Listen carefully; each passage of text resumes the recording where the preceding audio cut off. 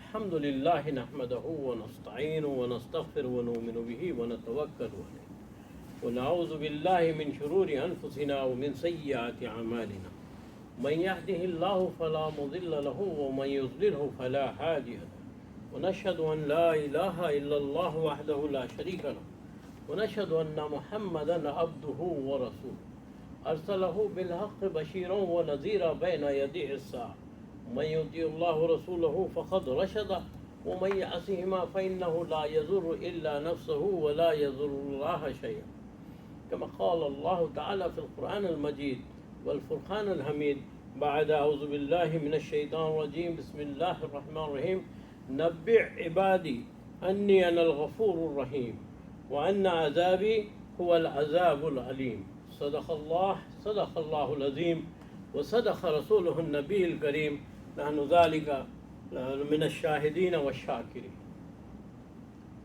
أما بعد إن الله ملائكته يصلون على النبي يا أيها الذين آمنوا صلوا عليه وسلموا تسليما اللهم صل على سيدنا مولانا محمد وعلى آله وأصحابه أفضل صلواتك بعدد معلوماتك بارك وسلم اللهم صل وسلم على النبي الأمي وعاله اللهم صل على سيدنا مولانا محمد معدن الجود والكرم وعاله وصحبه وسلم تسليما كثيرا كثيرا.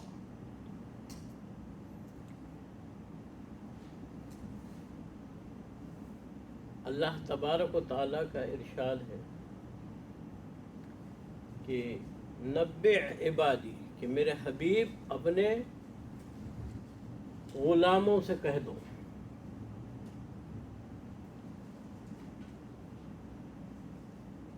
انی غفور الرحیم کہ میں غفور بھی ہوں اور رحیم بھی ہوں.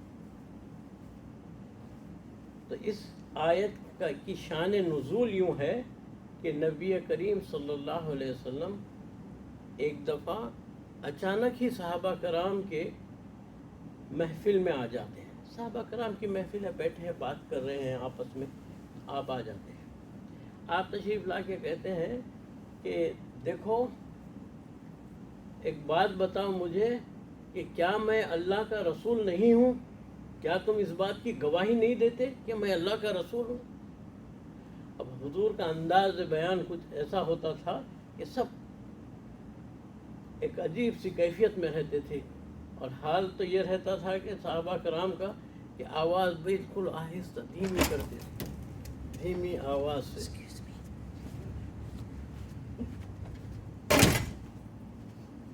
دھیمی آواز سے بات کرتے سارے صاحب. اور جو بھی ہے اگر کبھی اتفاق سے سرکار پوچھ لے کہ جانتے ہیں اس کے معنی کیا ہے، جان کر بھی جو ہے نا صحابہ کرام کہتے تھے اللہ رسول اللہ، اللہ رسول اللہ، ہمیشہ ہی. اس دفعہ بھی جو ہے کہ پوچھے کہ میں اللہ کا رسول نہیں ہوں، کیا تم اس بات کی گواہی نہیں دیتے ہو؟ تو سارے صحابہ نے کہا کہ ہم گواہی دیتے ہیں کہ آپ اللہ کے رسول. تو سنو، نبئ عبادی انی انا الغفور الرحیم کہ اللہ تبارک و تعالیٰ کا ارشاد ہے کہ کہہ دو اپنے بندوں سے کہ میں غفور بھی ہوں اور رحیم بھی، میں غفور بھی ہوں اور رحیم بھی ہوں. پھر فرمایا کہ یہ قرآن ہے، پھر فرمایا کہ یہ قرآن ہے. دیکھیے قرآن اور حدیث میں لوگ فرق کرتے ہیں، ایسا نہیں ہے. نبی کریم صلی اللہ علیہ وسلم کی زبان سے جو بھی نکلتا ہے وہ پہلے حدیث ہے پھر قرآن ہے. دیکھیے جیسے قرآن کی آیت ہے، آپ نے پڑھ کے سنایا تو حضور حدیث کی تعریف یہ ہے کہ جس کام کو نبی کریم صلی اللہ علیہ وسلم نے کیا یا ارشاد فرمایا یا دیکھ کر خاموش بیٹھے، یہ ساری اس کی تفصیل ہے، یہ سارے احادیث آتے ہیں. تو قرآن بھی یہی ہے کہ پہلے حدیث ہے پھر اللہ کا کلام ہے کہ حضور نے کہا یہ اللہ ہے، یہ اللہ نے کہا ہے، یہ اللہ کا کلام ہے، تب ہم جانیں، ورنہ ہم کیا جانتے. اور حضور نے کہا کہ یہ میرا کلام ہے، یہ میرا کلام ہے، تو یہ حدیث کہلائے. یعنی کس خوبصورت انداز ہے اللہ نے اپنے نبی کو پیدا فرمایا کہ وہ کہتے ہیں کہ دیکھو یہ میرا کلام ہے اور یہ میرے اللہ کا کلام ہے. تو فرمایا کہ یہ اللہ کا کلام ہے. کہ اس کی ایک رسی اللہ کے دست قدرت میں ہے، اللہ کے دست قدرت میں ہے اس رسی کا ایک سرا، اور دوسرا سرا تمہارے ہاتھ میں ہے، تمہارے ہاتھ میں ہے۔ امام احمد بن حنبل رحمۃ اللہ علیہ بڑے جلیل القدر ہستی ہیں، بڑے جلیل القدر، 4 اماموں میں کے ایک امام ہے۔ امام ابو حنیفہ امام اعظم ہے، پھر امام شافعی، امام مالک، امام احمد بن حنبل۔ امام احمد بن حنبل کے بے شمار لوگ ہیں، زیادہ تر لوگ مصر وغیرہ میں ہیں۔ تو امام احمد، اچھا خاص بات تو یہ بھی ہے کہ ہم جو غوث پاک کہتے ہیں وہ بھی امام احمد بن حنبل کی اتباع میں تھے، انہی کو فالو کرتے تھے۔ مگر آپ فتوے اگر لکھنا ہو تو آپ امام شافعی کے مسلک کے حساب سے لکھا کرتے تھے، اکثر لکھا کرتے تھے اسی سے۔ خیر یہ ایک الگ موضوع ہو جاتا ہے کہ امام احمد بن حنبل رحمۃ اللہ علیہ نے ایک دن فرمایا کہ دیکھو میں نے اللہ سے دعا مانگی تھی، میں نے کہا کہ اللہ مجھے اپنی محبت عطا کر، مجھے اپنی محبت عطا کر۔ تو کہتے ہیں کہ اللہ تبارک و تعالیٰ نے مجھے اتنی محبت عطا کی، اتنی محبت کہ میں ایسا لگتا تھا کہ میں جنون ہو جائے گا، میں پاگل ہو جاؤں گا، اس حد تک مجھے اللہ نے محبت عطا کی۔ پھر میں نے کہا کہ اے اللہ مجھے اپنا قرب عطا کر، مجھے اپنا قرب عطا کر۔ تو اللہ تبارک و تعالیٰ نے کہا کہ غیب سے آواز آئی، فرمایا کہ احمد تم کیا چاہتے ہو؟ میری قرب چاہتے ہو تو یہ ہے قرآن، اسے پڑھا کر، یہ میرا قرب ہے، یہ میرا قرب ہے۔ تاریخ کہتی ہے کہ 2 لوگ تھے، اور بھی ہوں گے مگر جو مشہور ہے اس میں ہے کہ ایک حضرت عثمان رضی اللہ عنہ کثرت سے تلاوت کرتے تھے،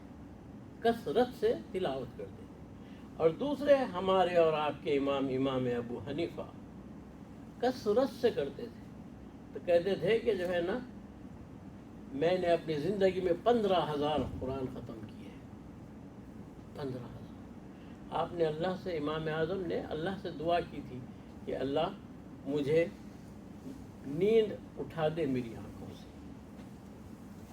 آنکھوں سے نیند اٹھا دے۔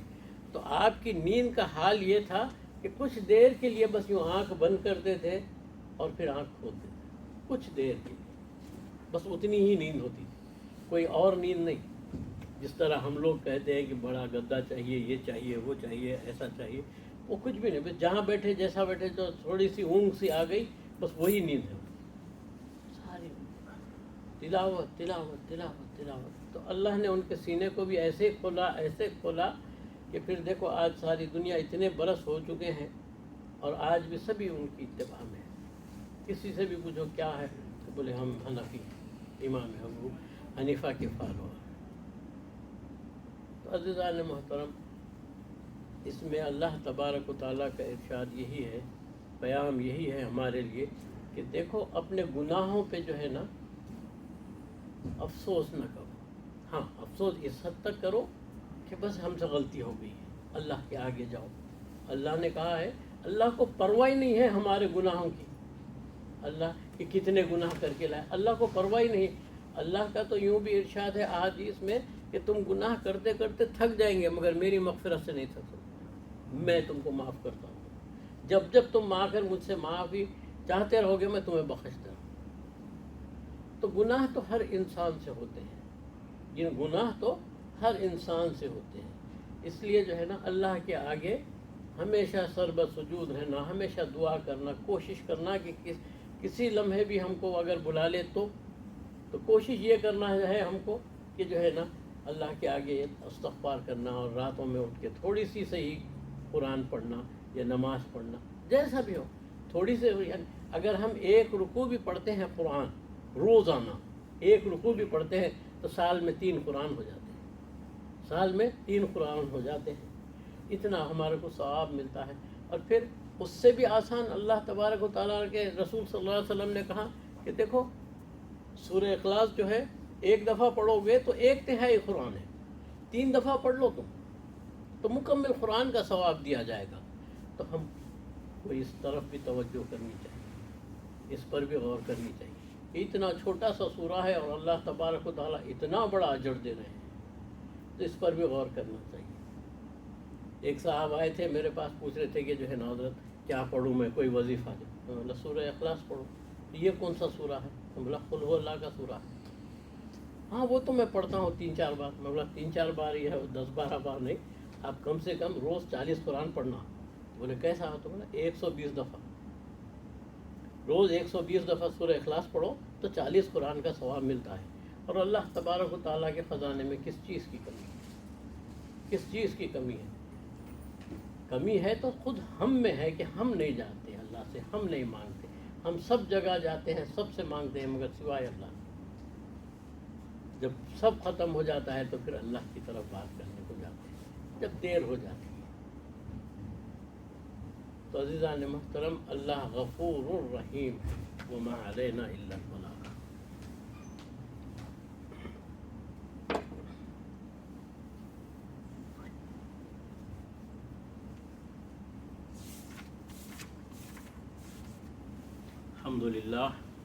الحمد للہ حمدا کثیرا کما امر واشهد ان لا اله الا الله وحده لا شريك له ارغاما لمن جاهد به وكفر واشهد ان سيدنا نبينا مولانا محمدا عبده ورسوله سيد الخلائق والبشر. اللهم صل وسلم وبارك على سيدنا نبينا مولانا محمد وعلى اله وصحبه مصاب الغرر. عباد الله اتقوا الله تعالى من سماع اللغو وفضول الخبر وانتهوا عما نهاكم عنه وزجر.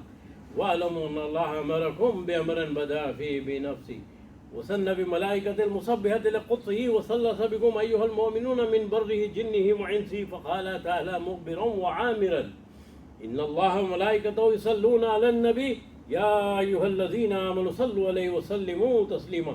اللهم صل وسلم وبارك على سيدنا نبينا مولانا محمد إمام الحرمين وصاحب الهجرتين وعلى آل محمد ويا أيها الراجون من الشفاعة صلوا عليه وسلموا تسليما. اللهم صل وسلم وبارك على سيدنا نبينا مولانا محمد نور القلب وقرة العين وعلى آل محمد فيا أيها المشتاقون إلى رؤيا جماله صلوا عليه وسلموا تسليما. خصوصا منهم ذي الأصل الأريق أمير المؤمنين سيدنا أبي بكر الصديق رضي الله تعالى عنه ولا الواحد الأوباب الناطق بالصواب أمير المؤمنين سيدنا أبي حفص عمر بن الخطاب رضي الله تعالى عنه ولا جامع القرآن أمير المؤمنين سيدنا عثمان بن عفان رضي الله تعالى عنه ولا صد الله الغالب أمير المؤمنين سيدنا علي بن أبي طالب رضي الله تعالى عنه ولا ولديه سيدين أبي محمد الحسن وأبي عبد الله الحسين ولا أمهما سيدتنا فاطمة الزهراء رضي الله تعالى عنها ولا أم المعظمين عند الله والناس المطهرين من الناس والأرجاس أبي عمارة حمزة وبالفضل العباس رضي الله تعالى عنهما ولا تمام الأشرة مبشرة صلاة وسلام دائمين متلازمين إلى يوم الدين. اللهم أعز الإسلام والمسلمين واذل الكفرة والمبتدئة والمشركين. اللهم شتت شمل أعداء الدين ومزق جمعهم يا مبيد الظالمين. اللهم النصر من نصر دين محمد صلى الله عليه وسلم واغذل من خذل دين محمد وجعل اللهم آمنة مطمئنة البلدان مسلمين واكتب. اللهم استر والسلامة والعافية علينا ولا بذكر الحجاج والغزاة والمسافرين في برك وبحرك من أمة محمد أجمعين. ربنا آتنا في الدنيا حسنة وفي الآخرة حسنة واغفر للمؤمنين والمؤمنات الأحياء منهم والأموات برحمتك يا أرحم الراحمين. الحمد لله رب العالمين. أعوذ بالله من الشيطان الرجيم. إن الله يأمر بالعدل والإحسان وإيتاء ذي القربى وينهى عن الفحشاء والمنكر والبغي يعظكم لعلكم تذكرون. واذكروا الله يذكركم وادعوه يستجب لكم ولذكر الله تعالى أعلى وأولى وأعز وجل وأهم وأتم وأكبر. وأقيموا الصلاة.